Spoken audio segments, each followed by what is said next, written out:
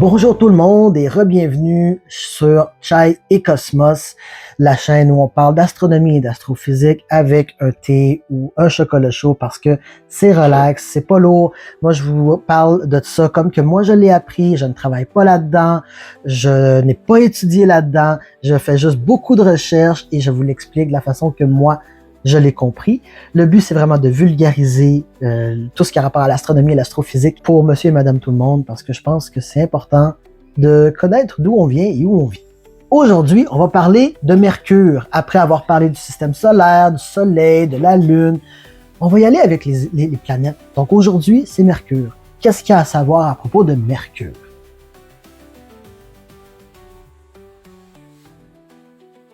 Ben, Mercure, c'est la planète la plus proche de notre Soleil. Si notre Soleil avait 1 mètre de diamètre, Mercure aurait un diamètre de 4 mm. Si le Soleil avait un diamètre de 1 cm, Mercure serait à 42 cm plus loin. Donc oui, c'est la planète la plus proche du Soleil, mais elle est quand même très loin. Mercure est à peu près 2 fois plus grosse que Pluton, qui est maintenant une planète naine. Une autre comparaison, si le Soleil avait la grosseur d'un ballon de basketball, Mercure serait à 5 mètres, donc à peu près la distance d'une table de ping-pong. Une année sur Mercure, donc le temps que Mercure prend pour faire un tour complet autour du Soleil, prend 88 jours terrestres. Parce qu'il faut comprendre que les années et les jours sur les autres planètes, ben ça diffère. C'est pas le même temps qu'ici. Une année, c'est le temps que prend une planète pour faire le tour de son étoile. Et une journée, c'est le temps que la planète prend pour faire le tour sur elle-même. Un jour sur Mercure, donc le temps que ça lui prend pour faire un tour complet sur elle-même, prend 59 jours terrestres. Mais si on parle d'un jour solaire, qui est d'un lever de soleil à un autre, on parle plus de 176 jours terrestres. Pourquoi? C'est dû à sa rotation synchronisée partielle. Ce que ça veut dire, c'est que la vitesse qu'elle tourne sur elle-même et qu'elle tourne autour du soleil, dans le ciel, de quoi ça a l'air, c'est que le soleil se lève, il va en haut, il a l'air de retourner un petit peu sur lui-même, et il repart. Donc, d'un lever de soleil à un autre, c'est beaucoup plus long qu'un tour au complet de Mercure. Le tour au complet, on dit que c'est un jour sidéral, et du lever du soleil à un lever du soleil, c'est un jour solaire.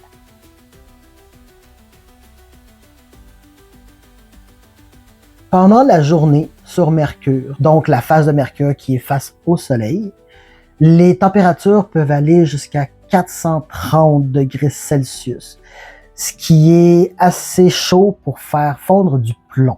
Mais quand c'est la nuit, ça peut descendre jusqu'à moins 180 degrés Celsius. Pourquoi? Ben parce que Mercure n'a pas vraiment d'atmosphère. Elle a juste une exosphère qui est composée pour la plupart de sodium et d'oxygène. Puis ça, ben, ça peut pas retenir la chaleur, puis ça peut pas protéger du froid non plus. Donc, c'est vraiment comme une grosse roche à côté du soleil qui n'a comme pas de protection.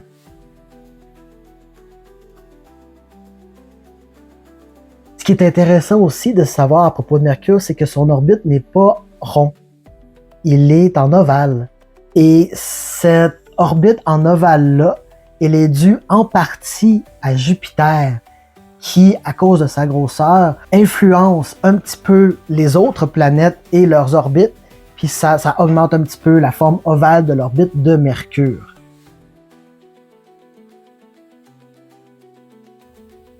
La surface de Mercure ressemble beaucoup à celle de la Lune, qui est remplie de cratères parce que c'est fait attaquer par des astéroïdes et des comètes et tout ça depuis beaucoup d'années. Ce qui est encore une chose intéressante sur Mercure, c'est que elle a rétréci avec les années. En refroidissant après sa formation, son noyau a commencé à rétrécir et à tirer un petit peu tout dans son centre, ce qui fait que Mercure a plein de plis qu'on appelle des lobes de faille. Puis c'est à cause de ça, à cause que le noyau s'est rétréci en refroidissant, et ça l'a rétréci la planète d'à peu près 7 km. Mercure tourne 2 fois sur elle-même pour 3 fois autour du Soleil. C'est un petit peu la raison pour laquelle on voit le Soleil qui monte, qui fait un petit backflip, puis qui revient. Parce que comment elle tourne sur elle-même, elle a le temps de tourner 2 fois au complet sur elle-même pendant qu'elle fait 3 tours autour du Soleil. Comparé à la Terre, ben c'est 1-1. Donc la Terre tourne 1 fois sur elle-même, indépendamment de son orbite. Donc nos jours sont toujours de la même longueur. Le noyau de Mercure représente 85% de sa taille, de son diamètre. Comparé à la Terre, que le noyau de la Terre équivaut à 50% de la taille de la Terre. Puis le noyau de Mercure est très riche en fer, ce qui génère un champ magnétique, mais quand même plus faible que celui de la Terre. Il y a eu 3 missions pour aller voir ce qui se passait sur Mercure. C'est difficile parce que Mercure est tellement proche du Soleil et des radiations et tout que ça prend pas beaucoup pour que les équipements arrêtent de fonctionner.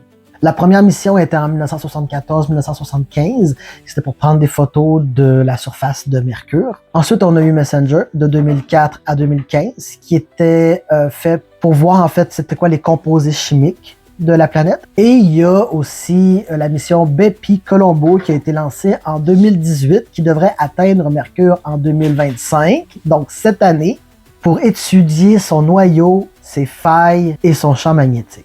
C'est important d'étudier Mercure parce que en étudiant Mercure, on étudie aussi les débuts de notre système solaire. Puis on peut même en savoir plus sur la formation des planètes, puis leur interaction gravitationnelle. Donc, c'est tout ce que j'avais sur Mercure pour cette vidéo. J'ai déjà hâte de faire la vidéo où est-ce qu'on va avoir des informations par rapport à Bepi-Colombo. Donc, merci encore une fois d'avoir été là. J'apprécie énormément. N'oubliez pas qu'un petit like, un commentaire, un partage, ça aide énormément ma chaîne parce que quand on commence une chaîne YouTube, ben nos vidéos sont pas proposées aux autres. Fait qu'il faut vraiment trouver une autre façon de faire comprendre à YouTube, en fait, que le contenu que je fais est intéressant et peut être intéressant pour d'autres personnes. Ça va avec les likes, avec les commentaires et les partages. Je vous remercie énormément et je vous revois très bientôt pour le prochain vidéo.